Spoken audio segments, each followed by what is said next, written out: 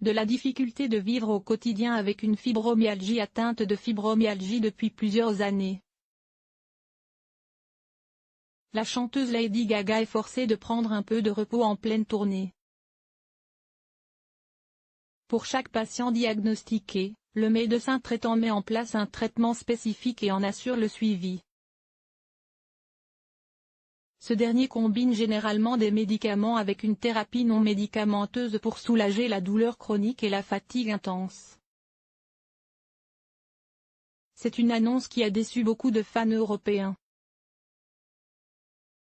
La chanteuse Lady Gaga a fait savoir samedi 3 février qu'elle avait décidé d'annuler ses 10 concerts prévus sur le continent. La raison évoquée tient à des douleurs régulières à sa fibromyalgie ou syndrome fibromyalgique, une affection chronique caractérisée par des douleurs diffuses persistantes, souvent associées à une fatigue intense et des troubles du sommeil.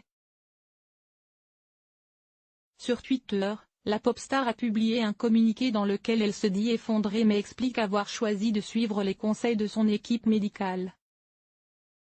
« J'aime cette tournée plus que tout au monde, et je vous aime, mais c'est indépendant de ma volonté », écrit-elle. En septembre dernier, la chanteuse révélait souffrir de cette maladie depuis plusieurs années à l'occasion de la sortie d'un documentaire sur sa carrière Gaga, 5 Foot 2. Ce problème de santé l'avait déjà poussé à reporter ses concerts en Europe en septembre-octobre 2017 dans le cadre de cette même tournée. Lors de cette annonce, elle avait publié dans lequel elle expliquait comment vivre avec au quotidien est difficile. Je n'utilise pas le mot souffrance pour obtenir de l'attention ou de la pitié, j'utilise ce mot, parce que la douleur chronique a changé ma vie, mais aussi parce que ces symptômes m'empêchent de mener une vie normale. Bien comprendre la maladie pour mieux la maîtriser. Le nombre de personnes atteintes de fibromyalgie n'est pas connu avec précision. Selon certaines estimations, la maladie concernerait 2% de la population européenne. La douleur chronique est le symptôme le plus connu mais pas le seul recensé puisque l'association fibromyalgie SOS en a répertorié plus d'une centaine, manque de concentration, maux de dents, douleur faciale, syndrome des jambes sans repos, dyspareunie, raideur. Autant de symptômes qui peuvent entraîner chez les patients une réelle diminution de leur capacité à effectuer les activités de la vie quotidienne. Leurs relations familiales, sociales de même que leurs relations au travail, sont ainsi indéniablement impactées. Mais le suivi médical permet d'aider les malades à mieux vivre avec cette maladie et à leur apprendre à adopter des changements dans leur mode de vie, essentiels pour améliorer leur quotidien. C'est notamment en affirmant que le patient doit savoir qu'il est le principal acteur de l'amélioration de son état et que le traitement miracle n'existe pas.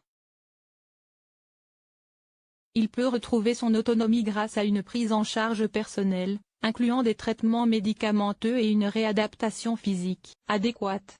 Car si le diagnostic de la maladie s'avère complexe, il est connu que son traitement doit être multidisciplinaire. Au patient de trouver le traitement qui lui convient. Il n'existe pas de traitement approprié constitué uniquement de médicaments. L'accent est mis sur des thérapies non médicamenteuses préconisées par l'IULAR, l'AS et l'Académie de médecine. Les cures thermales sont complémentaires. Par rapport à sa prise en charge médicale, il est essentiel de respecter scrupuleusement les prescriptions de médicaments, de suivre le rythme des consultations et de noter les changements constatés. Le patient est aussi invité à trouver le traitement non médicamenteux qui lui convient, le mieux, yoga, acupuncture, sophrologie, balnéothérapie, pour atténuer ses douleurs et sa fatigue. Ces méthodes de relaxation permettant de diminuer le stress, elles ont qui plus est un effet positif sur le sommeil.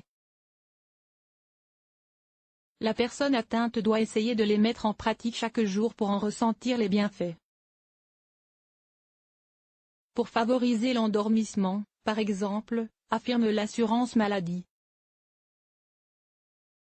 Celle-ci estime néanmoins que les pratiques de relaxation purement méditative ont un faible effet positif sur la qualité de vie et la douleur, outre le fait d'être acteur de son suivi médical. la pratique d'une activité physique régulière est indispensable pour revenir progressivement ou rester dans la vie active. Des activités comme le cyclisme, la marche et la natation sont à privilégier et un programme d'exercice établi par le médecin peut aider à se fixer des objectifs.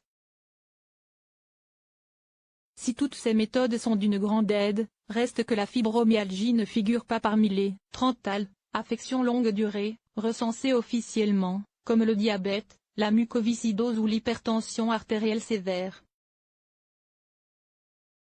Or, il s'agit de la condition obligatoire pour une prise en charge médicale à 100% et c'est pourquoi les associations et les patients se battent pour une reconnaissance officielle au niveau national depuis plusieurs années.